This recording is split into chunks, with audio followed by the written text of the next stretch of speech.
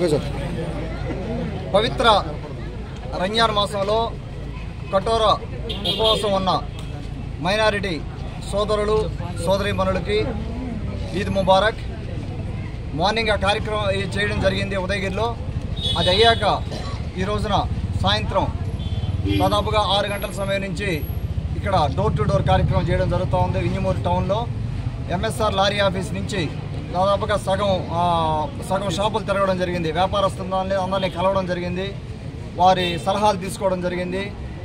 వారికి ఉన్న సమస్యలు తెలుసుకోవడం జరిగింది.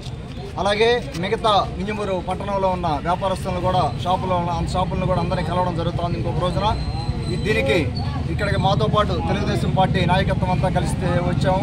అలాగే బీజేపీ పార్టీ నాయకత్వం, జనసేన పార్టీ నాయకులు, కార్యకర్తలు అందరూ ఉమ్మడిగా ఈరోజు ఇంతమంది తరలి వచ్చారు.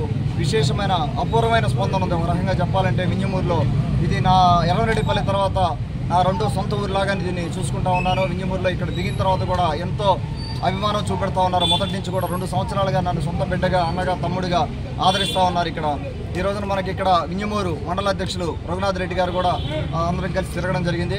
వారు కూడా ఇక్కడ ఉన్నారు. వారికి కూడా నా ధన్యవాదాలు చెప్పుకుంటా ఉన్నాను. ఇది ఉదయమే అనుకొని మనం ఈరోజు మొదలు పెట్టడం జరిగింది. ఇది అందరికీ కూడా నా ధన్యవాదాలు. అలాగే మా శైలజక్కకి వారు హైదరాబాద్ నుంచి రావడం జరిగింది మాతో పాటు. ఈ రోజున జోష్న గారు కూడా ఉండాల్సింది, ఆవిడ వేరే పని మీద హైదరాబాద్ వెళ్ళడం జరిగింది.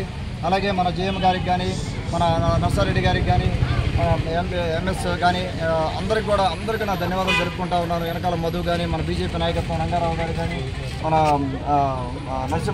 వెంకటేశ్వర గారు, చల్లా వెంకటేశ్వర గారికి కానీ అందరికీ నమస్కారాలు జరుపుకుంటా ఉన్నాను. ఒకసారి మీరు